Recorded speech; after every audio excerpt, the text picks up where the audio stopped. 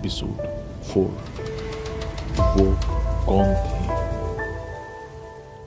समीर का कटा हुआ सर देखकर डर के मारे नितिन की जान हलक में आ गई थी और उसके पैरों ने भी जैसे उसका साथ छोड़ दिया था। उसने बेड से उतरकर भागने की कोशिश की, मगर वो वहीं फर्श पर धड़ाम से गिर पड़ा और फर्श पर पड़े हुए वो बोलने लगा, प्लीज प्लीज मुझे मत मारो, प्लीज मुझे जाने दो। इसी बीच प्रिया की नींद खुल गई और उसने देखा कि नितिन बेड पर लेटे हुए नींद में कुछ उल्टी सीधी बातें बड़बड़ा रहा है। वो अपने बेड से उतरकर नितिन के पास आई और उसको जगाने लगी। नितिन, उठो नितिन, कौन तुम्हें मार डालेगा? यहाँ कोई नहीं है। हमसे बहुत बड़ी गलती हो गई, हमें यहाँ नहीं आना चाहिए था। कोई भी नहीं बचेगा, सब मरेंगे, सब के सब मरेंगे। नितिन, बकवास बंद करो और उठो, कहते हुए प्रिया नितिन को पकड़ के जोर से हिलाने लगी। अचानक ही नितिन ने अपनी आंखें खोल दी और वो उठकर बैठ गया। उसकी आंखें पूरी तरह से काली हो चुकी थी और चेहरा किसी मुर्दे की तरह सफेद। उसने प्रिया को घूरते हुए कहा, यहाँ से कोई भी जिंदा वापस नहीं जा पाएगा, सबकी कब्र यही बनेगी। और ये कहते हुए उसने प्रिया का गला दबोच लिया। इसी के साथ प्रिया चीखती हुई नींद से जाग गई और अपने आसपास देखने लगी। सुबह हो चुकी थी और उसके दोस्त जाने की तैयारी कर रहे थे। दरअसल नितिन नहीं, बल्कि इतनी देर से प्रिया सपना देख रही थी और उसके इस तरह चौंकते हुए उठने की वजह से उसके सभी दोस्त शॉक्ड होकर उसे ही देख रहे थे। नितिन ने प्रिया के पास बैठते हुए उससे पूछा, क्या हुआ प्रिया, तुम इतनी घबराई हुई क्यों? प्रिया नितिन से लिपट गई और रोते हुए अपने दोस्तों को सपने के बारे में बताने लगी। प्रिया की चीख सुनकर गेस्ट हाउस का मैनेजर और छोटू भी उनके कमरे में आ चुके थे। सारी बात सुनने के बाद छोटू ने कहा, साहब, ये एक चेतावनी है। मैं फिर आप लोगों से कह रहा हूँ कि उस जंगल में जाने का ख्याल अपने मन से निकाल दीजिए। देख छोटू, ये भूत चुड़ैल आत्मा जैसी कोई भी चीज नहीं होती।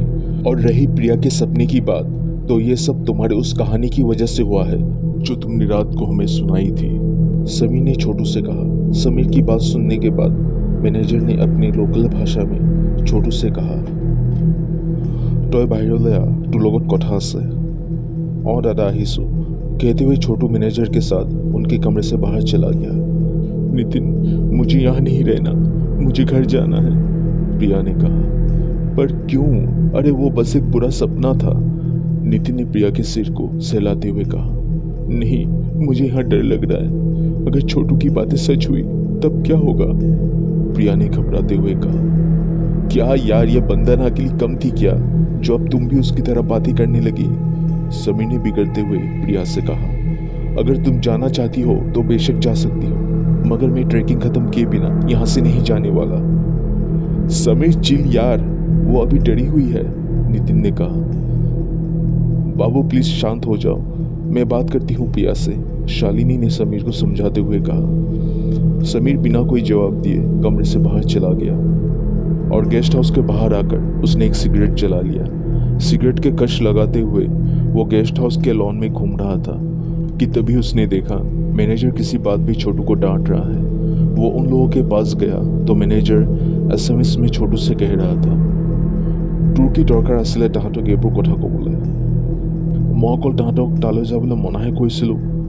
এটা কথা ভালকৈ শুনি ল, তই যদি এইবোৰ কৰি থাক তেনেহ'লে মালিকক কৈ তোক কামৰ পৰা উলিয়াব লাগিব। দাদা, আপুনি যিহে নকওক, মই কিন্তু নিবিচাৰোঁ যে আমাৰ লগত যি হ'ল আন কাৰোবাৰ লগত হওক।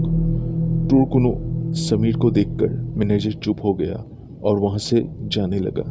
छोटू ने समीर से पूछा, साहब, मेम साहब अब कैसी है? वो अब ठीक है, लेकिन तुम मुझे ये बताओ कि मैनेजर किस बात को लेकर तुम पर इतना गुस्सा कर रहा था? अरे साहब, ऐसी कोई बात नहीं है, वो दरअसल काम को लेकर मुझे डांट रहे थे। ओह, मुझे लगा कि कोई और बात है। अच्छा साहब, नाश्ते में आप लोग क्या लोगे? मुझे नहीं लगता कि कोई भी नाश्ता करने वाला है। ठीक है साहब, कहते हुए छोटू वहाँ से चला गया। समीर भी अपना सिगरेट खत्म करके कमरे में आ गया। उसने देखा कि सब लोग जाने के लिए तैयार हो चुके थे। समीर को देखकर प्रिया उसके पास आकर बोली, सॉरी यार, मैंने सुबह सुबह तुम्हारा मूड खराब कर दिया, पर मैं सच में बहुत डर गई थी। It's okay, in fact I am sorry too. मैंने भी कुछ ज़्यादा ही ओवर रिएक्ट कर दिया था। सारे दोस्त फिर से एक हो गए थे और कुछ देर बाद वो लोग गेस्ट हाउस से निकल गए।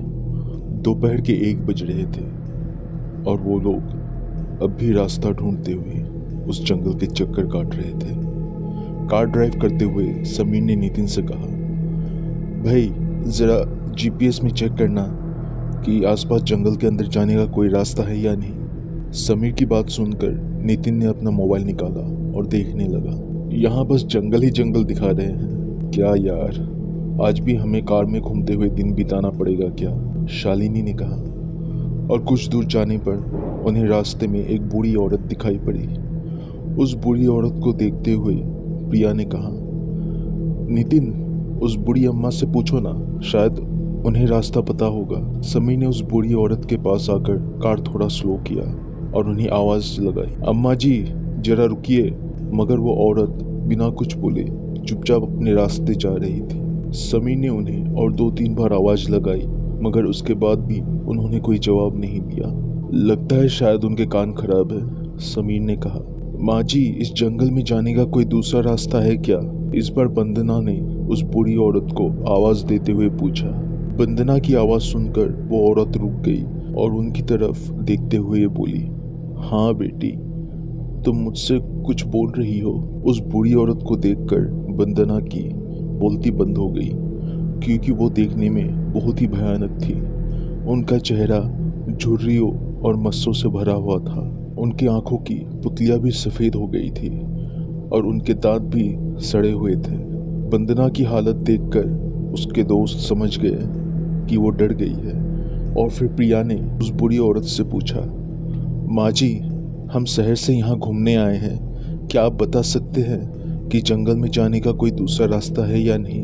हाँ बेटी, बस यहाँ से थोड़ी दूर आगे जाकर दाईं तरफ तुम्हें एक कच्ची सड़क दिखाई देगी। वही सड़क जंगल में जाने का दूसरा रास्ता है। जी शुक्रिया माँ जी, हम लोग कल से भटक रहे हैं पर हमें रास्ता ही नहीं मिल रहा। कोई बात नहीं बेटी, अब तो तुम्हें रास्ता मिल गया ना। हाँ माँ जी, लेकिन अगर आप नहीं मिलती तो शायद आज भी हमें रास्ता नहीं मिलता। चलो मैं किसी की कोई काम तो आई। एक बात और, इस जंगल में बहुत से जंगली जानवर हैं, तो थोड़ा संभल कर रहना। और यहाँ मौसम का भी कोई भरोसा नहीं है। अच्छा माँ जी, हम ध्यान रखेंगे। समीर ने वापस कार स्टार्ट किया और वहाँ से करीब 4-5 किलोमीटर आगे जाने के बाद उन्हें दाईं तरफ वैसा ही सड़क दिखाई पड़ा जैसा उस बूढ़ी औरत ने बताया था।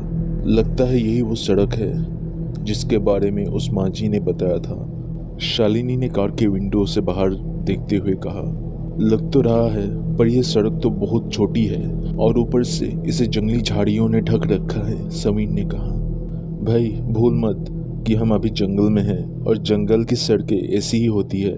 यहाँ तुम्हें 2 वे या 4 वे वाली हाईवे नहीं मिलने वाली, नितिन ने कहा।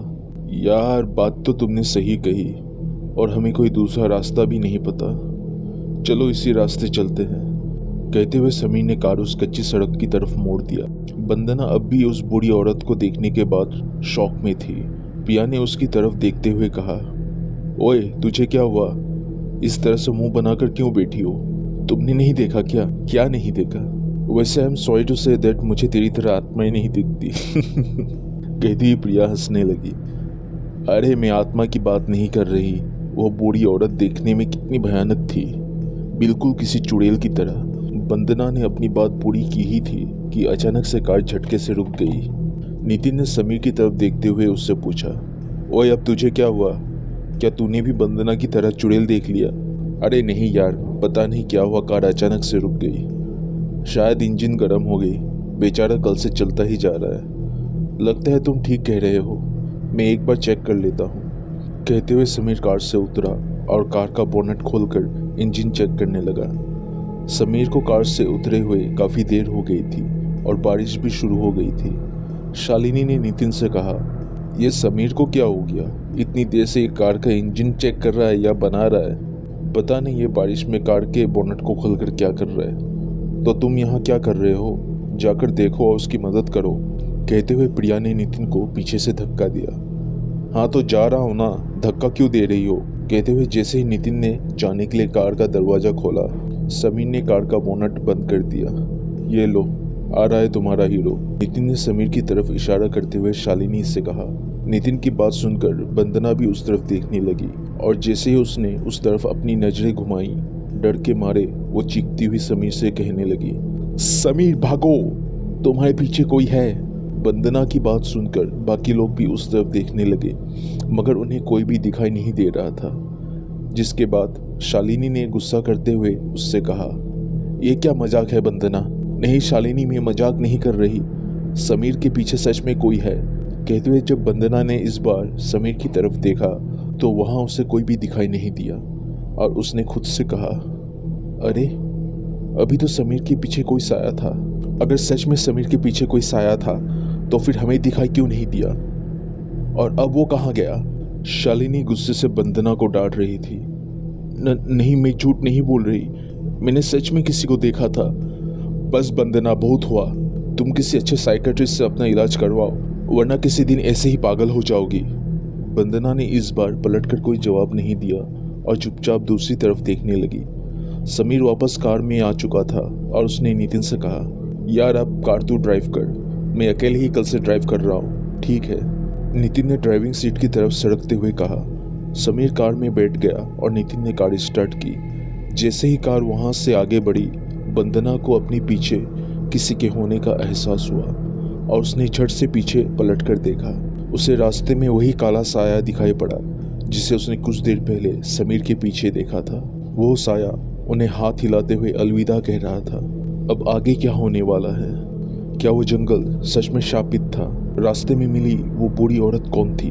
वंदना को सच में कोई वहम हुआ था या फिर उसने सच में किसी शैतानी रूह को देखा था? इन सवालों का जवाब जानने के लिए सुनते रहिए मोहिनी।